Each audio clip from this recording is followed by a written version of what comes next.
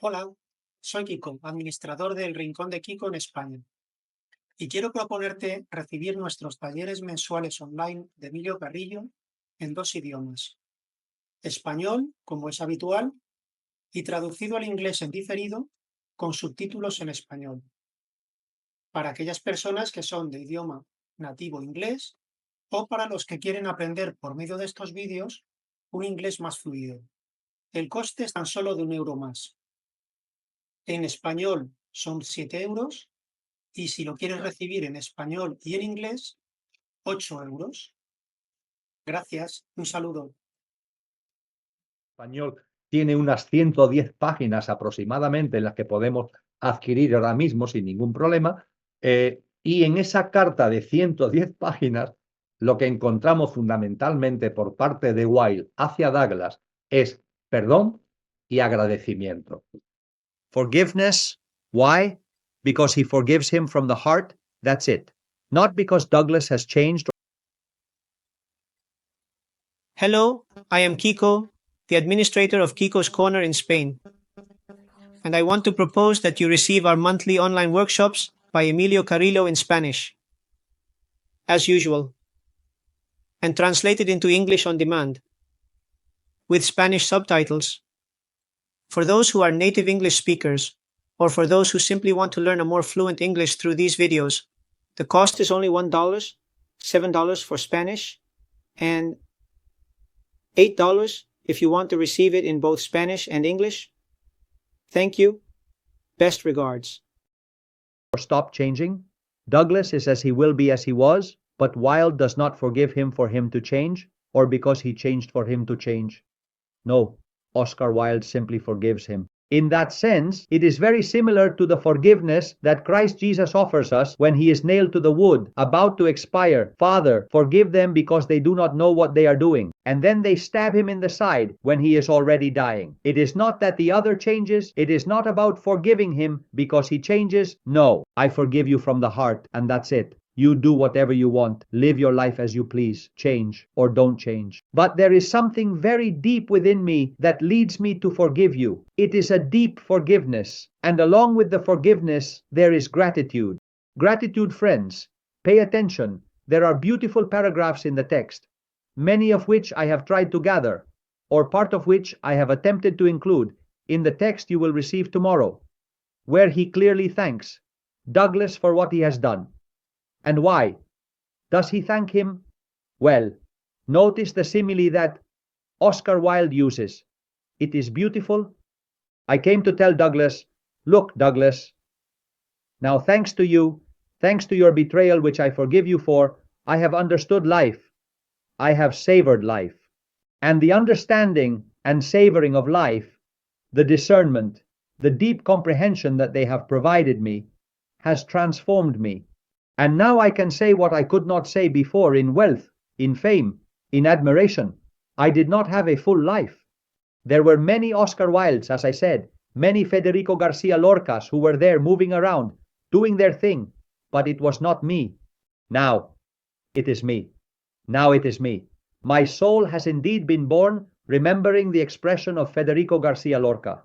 And Oscar Wilde expresses this with the following simile. He says, life is a garden. She is entirely a garden. However, the sun makes it so that along its path, the garden has two sides. A bright side, a side that remains in the shadow. A bright side, a side that remains in the shadow. And the garden bears fruit on both sides. In the sunny and in the shady, it bears fruit on both. I, until you betrayed me, had only tasted the fruits of the sunny side of the garden, but I had not tasted the fruits of the shady side of the garden. Now, thanks to you, I have tasted it. And tasting the fruits of the dark side of the garden, along with what I had already tasted from the fruits of the bright side, has transformed me. It has transformed me. I have perceived that the suffering, in quotes, in the fall I have experienced, has been a moment of initiation. Specifically, Oscar Wilde tells us, the moment you realize is the moment of initiation. More than that, It is the means by which one alters 2009, their past, by which one alters their past. When you realize it, everything you have lived, everything you have been able to experience, is welcomed, is embraced with gratitude.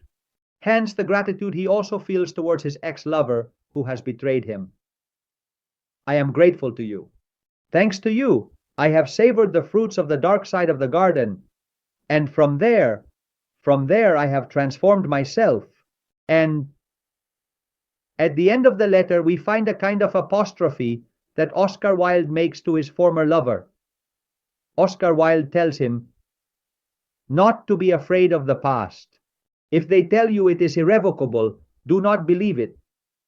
The past, the present, and the future are nothing but a moment in the sight of God, and in His sight we must strive to live. What I have before me is my past. I must learn to look at it with different eyes, to make God look at it with different eyes. And this profound self-transformation of Oscar Wilde, this forgiveness and gratitude, this savoring of the fruits from the dark side of the garden, not from complaint, but from the deepest acceptance, transforms him. Friends, an enormous self-transformation occurs within him.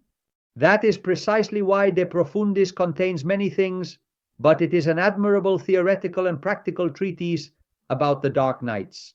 And we can ask ourselves who hasn't asked this more than once when hearing about it. And why the dark nights? Why not 2009, the bright days? Why, to be reborn, to begin the path of self-transformation, must one go through what the mind calls evil? Why is this the way? Well, in that sense, many of you know that I like to bring up quotes from two characters. One, with all due respect, more distinguished than the other, but both worthy of reference. One of them is Silvio Rodriguez, the Cuban singer-songwriter who has a song composed in 1969 titled The Chosen One, in which it is said that here, in this life, the terrible is learned right away, and the beautiful costs a lifetime. The terrible is learned quickly, and the beautiful takes a lifetime. And the other character, not only distinguished, but super distinguished, is Juan de Yepes, St. John of the Cross, who in his poem, titled precisely The Dark Night, says, O night that guided us, O night more lovely than the dawn, O night that brought together beloved with beloved, beloved in the beloved, transformed, which is the transformation in God that St. John of the Cross speaks of in one of his letters written in prose. O night as a guide, the dark night as a guide, the dark night worthy of being loved, which is what the word amable strictly means in Spanish, worthy of being loved, more than the dawn, more than the bright day. These expressions from Silvio Rodriguez, 2009, and San Juan de la Cruz should make us reflect on the role and importance of dark nights in our path of consciousness and in our spiritual evolution. And in response to the great question I posed earlier about why the dark nights and not the bright days, the answer is very simple. First, bright days be a path of self-transformation. The person, the lion, following Nietzsche's expression, who fulfills all his desires, the person who is successful, the person who succeeds personally, in family, economically, and professionally, and yet, in the midst of success, living the success, realizes that there is something inside him that was like this. There is something inside him that leads him to perceive that he is dead, that he has not yet been born, as Federico Garcia Lorca said, success, and yet the inner emptiness. This has led people to a process of self-transformation, the realization that the bright day, in quotes, understanding by bright day what this society tells us is to be the winner that American movies talk about, the winner and the loser, being the winner, being the winner. You have to be the winner, not the loser. Well, you are the winner. You achieve everything. You are the lion that has conquered the world. But nevertheless, there is something inside you that tells you that you are empty and that this is not it. And there have been cases, and there will always be, and there are still now, of people who have self-transformed through the bright days, but much more frequently self-transformation occurs through the dark nights. And the fact that dark nights are more frequent as a path or tool for self-transformation than bright days has its reason. And its reason lies in our mind, because our mind, with its two levels, the higher level capable of glimpsing and attending to the transcendent, and the lower level or concrete mind that is dedicated to the everyday, the routine, the ordinary, is that concrete mind that is functioning all day long. It is based on its functioning on duality, and it classifies everything. It labels everything in a dual manner. This is good, this is bad, I like this, I dislike this, I agree with this, I disagree with this is positive, this is negative. And that mind, falling into the error of judging life, when in life everything has its profound meaning, and there is no need to say this is acceptable and this is not. Everything in life, if it comes into our lives, has a meaning. And the abstract mind, when we use and expand it, can realize this. But the concrete mind cannot, given how it functions, perceive it. And the concrete mind not only remains in that judgment of life, and in that labeling, and in that duality of the positive and the negative, but also, interestingly, computes much better what it qualifies as negative than what it qualifies as positive, which is a kind of masochism. That is to say, the concrete mind does not see the reality of life and labels life in terms of negative and positive, and curiously, from there, it gives more attention to the negative than to the positive. It computes the negative very well and struggles to compute the positive. It is quite a paradox, but it is so. A good example is health and illness. If there is health in my life, as there is, it has a profound meaning. If illness comes into my life, it also has a profound meaning. Both health and illness have a reason and a purpose. This is the reality. But the concrete mind calls health positive and illness negative. But from there, to whom does the concrete mind pay attention? What does the concrete mind compute easily, and what does it struggle to compute? The concrete mind easily computes illness, but it struggles to compute the positive health. In fact, how many of you are healthy? And have you perhaps reflected at any moment today about your health? Have you thanked yourselves and life for being healthy? Have you valued the ability to live this day in its 24 hours from a place of health? No. The concrete mind qualifies it as positive for health. But however, when we are in good health, it goes unnoticed. The opposite happens with illness. When we are in a specific moment, even if it is just a brief moment of being unwell, even if it is just a simple cold, we are aware all day long. We are constantly aware that we are sick. It is curious, this behavior of the concrete mind, which falls into the fallacy of classifying life as positive and negative, which is not the case. But on top of that, he calculates very well what he calls negative, and what he considers positive often goes unnoticed. Precisely for this reason, dark nights play a crucial role in our self-transformation. It is expressed colloquially as if we had sweet juice and sour juice in front of us, orange juice and lemon juice. And to transform ourselves, we can take from either of the two juices. We have to drink juice, but it doesn't matter whether we drink the sweet one or the bitter one. Well, from that point on, let's drink the sweet one, right? But what happens? Our mind, which is the one that qualifies a juice as bitter and another as sweet, our mind, the sweet, the orange juice, goes unnoticed. With what we have, the only thing we see, even though the other is also in front of us, is the sour juice, it is the acidic juice, it is the juice of the lemon. That is why we are drinking lemon juice as a nutrient for our transformation process. Therefore, friends, we must keep this very much in mind. And we must also keep in mind, speaking of dark nights, the fact that we are, friends, in the last times of this human generation. No one knows the day or the hour, but the signs indicate that everything is in plain sight. The signs are indicating that the end of times, which Jesus of Nazareth spoke to us about in the monthly meeting in January, is near. We will dedicate this meeting to the present moment, to the current situation, and to what awaits us in 2024. We will analyze this in more detail. But the truth is that even though we do not know how much time is left in this human cycle, there are signs that indicate it does not have much time left. And therefore your soul and mind do not have many incarnations left. Will this be the last one? I don't know. Will there be one more for us? Could there be another one in addition to one more? Hardly. One or two more incarnations? 3. I would dare to say that it is impossible, given the signs we already have before us. Therefore, our souls do not have many more incarnations left, friends, and we must make the most of this in terms of evolution, in self-awareness, to obtain oil for the lamp, as Christ Jesus said, in order to access, participate in, and enter the new human cycle, the new humanity in a restored earth.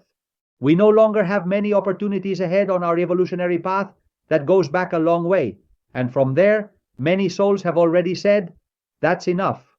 Brave souls who choose the dark nights precisely to make the most of life.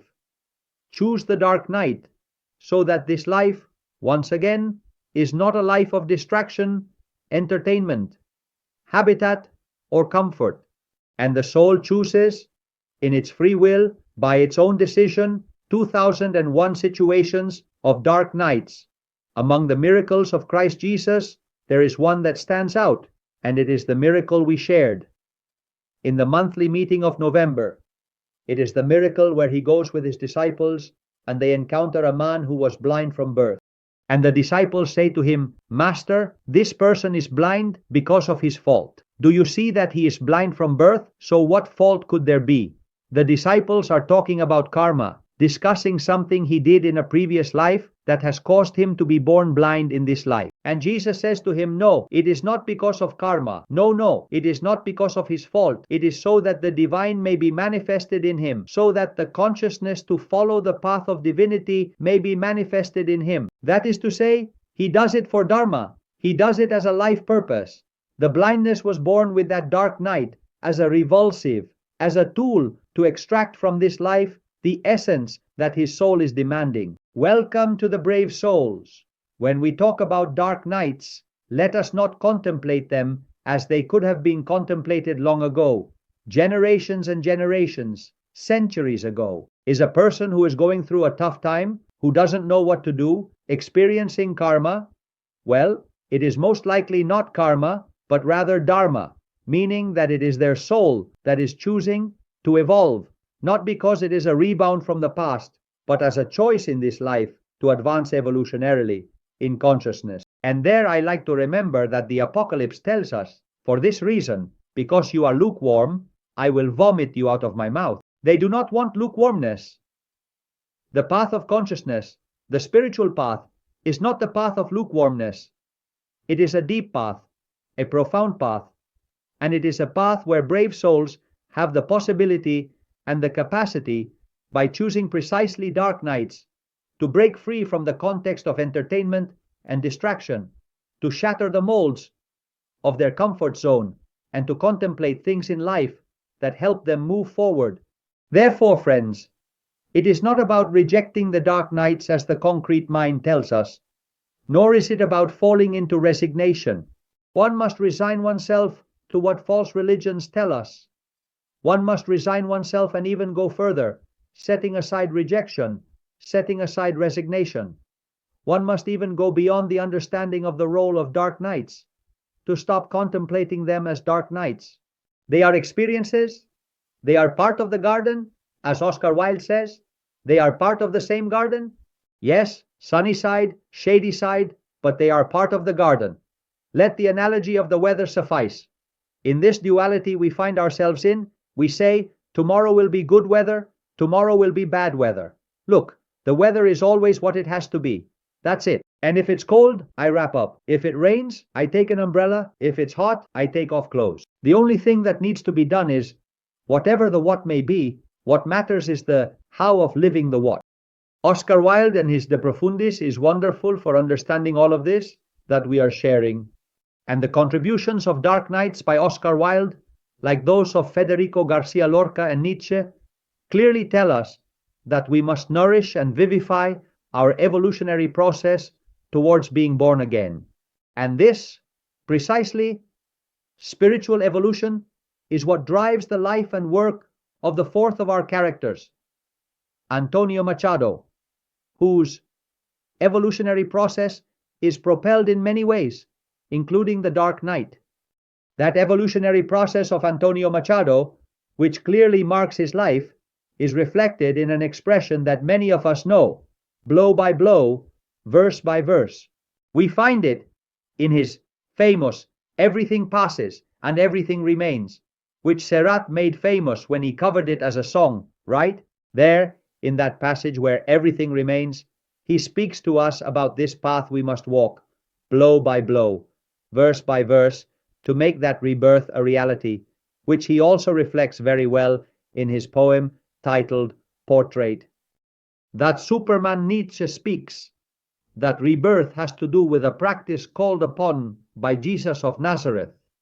What does it consist of? Can it be expressed? Can it be defined in a few words? We find it, friends, in the work of Antonio Machado, in his poem Retrato, where I am, in the good sense of the word, good. I am, in the good sense of the word, good. That's what it's about, friends. Being a good person in the good sense of the word, transforming ourselves. The transformation into God, the presence of our true self, the presence of being in our daily existence, is embodied in being a good person in the true sense of the word, good. Antonio Machado captures it very well in such few words in his portrait. And this being good in the good sense of the word, being a good person in the good sense of the word, carves out a spirituality that, as we also find in Antonio Machado, has two powerful elements: authenticity, which is an undeniable hallmark of Antonio Machado in all aspects of his life, and anti-clericalism, which, interestingly, was partly related to his exile and death in France, specifically in the Occitan town of Cuyul, where his remains are still buried.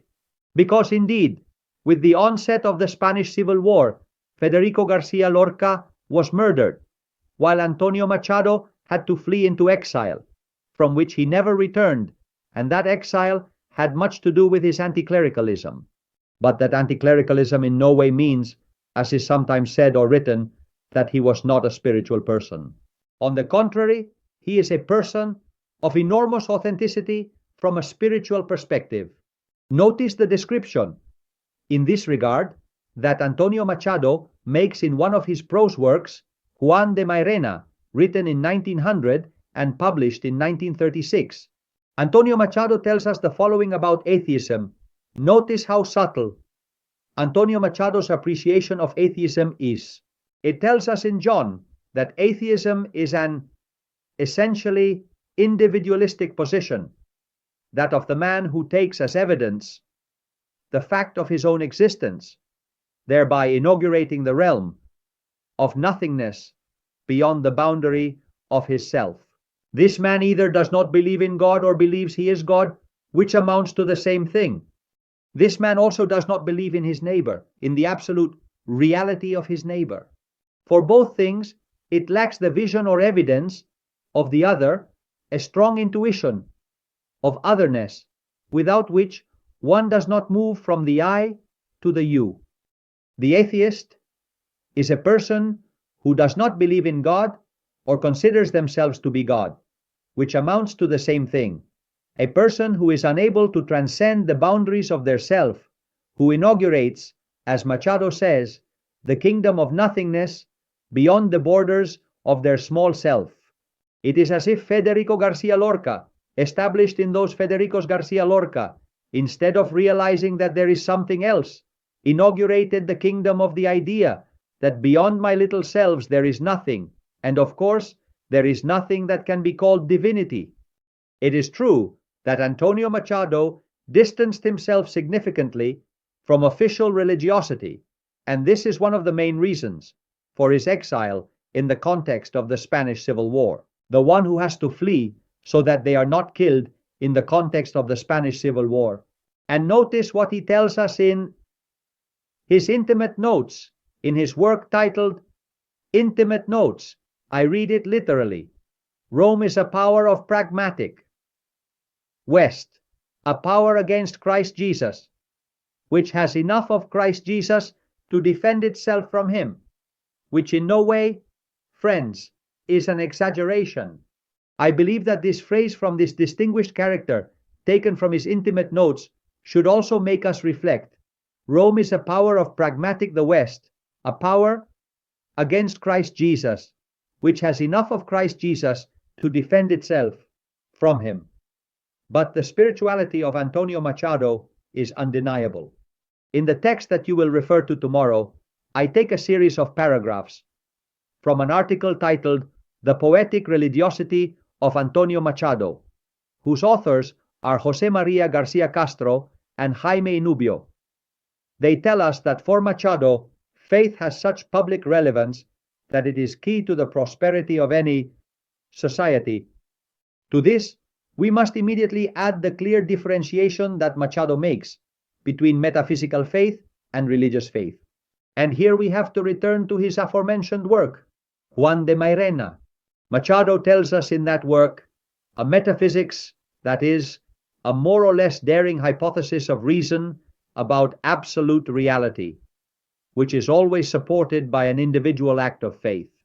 An act of faith, my teacher used to say, does not consist of believing without seeing or believing in what is not seen, but rather believing that it is seen, regardless of the eyes with which it is looked at, and independently of whether it is seen or not. And there still exists a metaphysical faith that does not necessarily have to be as widespread as a religious faith, but nor is it necessarily less. Or why? The intimate adherence to a great rational hypothesis does not allow for any legal restriction on its dissemination within the human species. Such is one of the foundations of our school of wisdom. And this spirituality that Antonio Machado cultivates leads him, as could be no other way, to the demand for a radically coherent way of life, having Jesus of Nazareth as his model and guide. And here I return to García Castro and Nubio, who tell us that for Machado, the reality of Christ Jesus as the founder of authentic fraternal love that leads us to the Father is a recurring idea to express the overcoming of rationalist solipsism. Now I will talk for a moment about what rationalist solipsism is and the essence and essential otherness going beyond personal being. This fraternity is something more than a purely philanthropic relationship in the enlightened manner, as it contains an openness to the transcendent. This is the spirituality found in Antonio Machado, and it is a spirituality that, as we have just shared, takes us beyond that solipsism to which I will briefly refer. Therefore, for Antonio Machado, I now take another phrase from his intimate notes. Notice what he tells us. I have always regarded writing against the divinity of Christ Jesus as a matter of taste, likely and indicative of superficial thinking. Usand is the demolishing eagerness of the pygmies who admit no other stature than their own. But this divinity brings it down to earth.